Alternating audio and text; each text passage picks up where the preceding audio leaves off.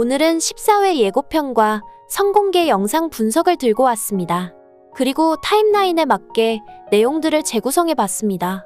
단 해당 내용은 개인적인 분석을 통해 유추된 내용인 만큼 본방송과는 다를 수 있음을 미리 알려드립니다. 그럼 먼저 13화 마지막 부분으로 가보겠습니다. 남편에게 버림받고 노예 경매대에 올라선 길채는 장현이 눈앞에 아른거리자 헛것이라 착각합니다. 하지만 자신 앞에 나타난 장현이 진짜라는 걸 알게 된 길채는 큰 충격에 빠지고 말죠. 한편 장현은 길채를 가까이서 보자마자 억장이 무너지기 시작합니다. 묶여있는 손과 더럽혀진 옷 그리고 상처투성인 얼굴까지. 장현은 그런 길채가 안쓰러워 잠시 다가가려 하지만 이내 멈추고 말죠. 오랜 포로 생활로 인해 길채는 본능적으로 장현의 손길을 피하고 있었으니까요. 그 순간 또다시 억장이 무너지기 시작한 장현은 자신을 보지 못하고 고개를 돌린 길채를 향해 울분을 토해내기 시작하죠. 도대체 왜 여기에 네가 있는지, 도대체 왜 너의 아름답던 손이 그 거친 포승줄에 묶여 있는지, 도대체 왜 날 버리고 갔으면 잘 살았어야지 이러고 있는지 말이죠. 그때 부우치 부하들이 휘두른 방망이에 장현은 맞고 쓰러지고 맙니다. 그럼에도 장현은 의식이 흐려지는 순간에도 길채를 붙잡기 위해 손을 뻗죠. 길채는 그런 장현을 바라보며 다가가려 하지만 부우치 부하들은 길채를 강제로 끌고 가버립니다. 한편 장현을 감시하던 각화의 시녀는 포로 시장에서 있었던 일을 각화에게 보고하기 시작합니다. 이에 각화는 조선에서 끌려온 유씨 부인이 바로 장현이 사냥터에서 말했던 그 여자라는 걸 알게 되죠. 그날 저녁 정신이 돌아온 장현은 검을 들고 부우치 일당들을 찾아가 싹 쓸어버립니다. 겁에 질린 부우치는 장현의 지시대로 잡힌 조선인 포로들 모두를 풀어준 뒤 장현이 포로 경매장에 들어서자 그대로 도망칩니다. 한편 길채가 갇혀있는 장소에 도착한 장현은 길채에게 함께 가자며 손을 내밉니다. 하지만 길채는 그저 바라볼 뿐이었죠. 이에 장현은 길채의 손목을 잡아 끌어보지만 소용없었습니다. 길채는 장현에게 돌아가라며 손을 뿌리쳤으니까요. 하지만 장현은 멈추지 않았죠. 이젠 싫다며 내 마음대로 하겠다면서 말이죠. 그렇게 장현은 무작정 길채를 자신의 처소에 데려왔지만 장현 또한 이 상황이 매우 혼란스러웠습니다. 그렇게 술을 한 잔 마시며 마음을 진정시킨 장현은 다시 길채에게 발걸음을 옮깁니다. 그때 장현의 인기척 소리에 길채는 방문고리를 잡아당기려다 멈추죠. 이상하지, 이렇게 달이 밝은 날엔 내 그대와 함께 있으니. 장현의 말을 들은 길채는 문 하나를 사이에 두고 등을 기대어 앉습니다. 장현 역시 길채와 등을 맞대고 앉죠. 이때 장현은 길채에게 그간의 속내를 모두 털어놓습니다. 어디서부터 잘못됐는지 모르겠소.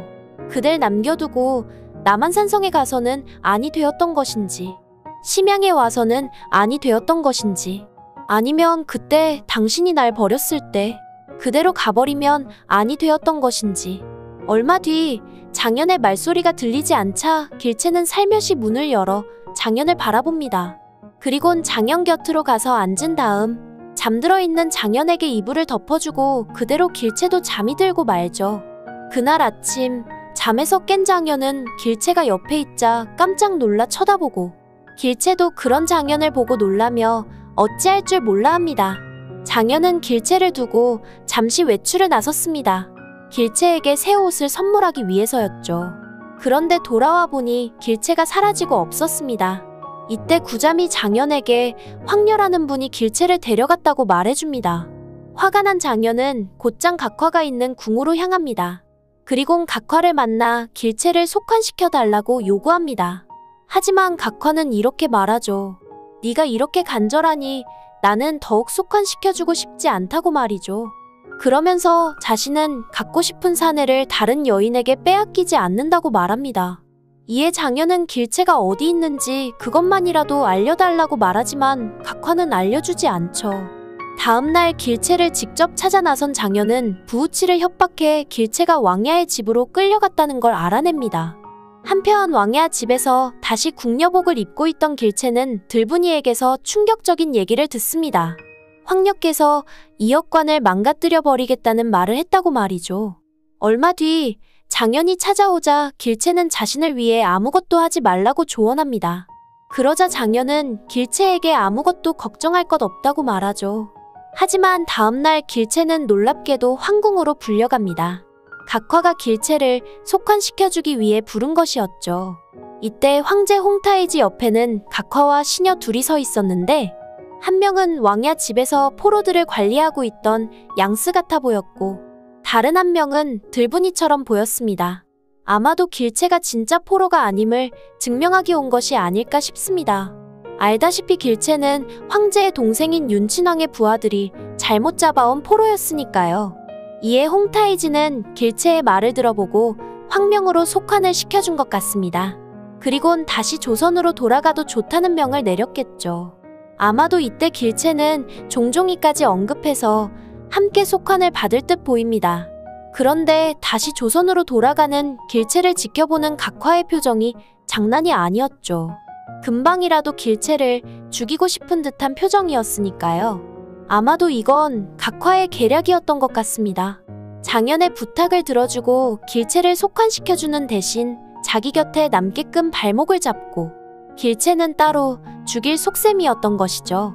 하지만 길채는 그것도 모르고 장현이 위험할까봐 옷을 갈아입고 곧바로 심양궁을 나와 종종이와 만난 뒤에 조선으로 떠난 듯 보입니다.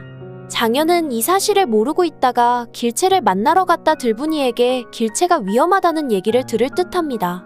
그리곤 곧장 길채 뒤를 따라간 것이죠. 그때 멀리서 각화가 길채를 향해 활을 겨누는 모습을 장현이 목격한 것 같습니다. 하지만 이미 늦은 듯합니다. 화살은 그대로 길채에게 날아갔으니까요. 장현은 길채가 쓰러지자 길채 이름을 외치며 달려갔지만 허무하게도 쓰러진 사람은 길채가 아니었을 것 같습니다. 길채와 비슷한 옷을 입은 다른 포로였던 것이죠. 그때 조선으로 돌아가던 길채는 어디선가 장현의 목소리가 들리자 뒤를 돌아볼 듯합니다.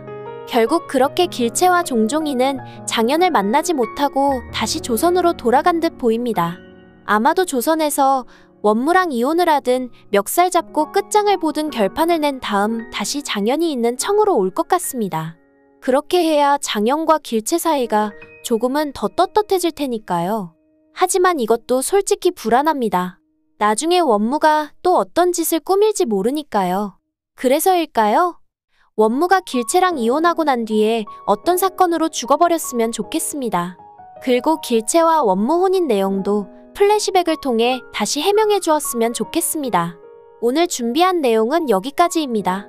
구독과 좋아요 부탁드리며 많은 의견과 댓글 남겨주세요. 시청해주셔서 감사합니다.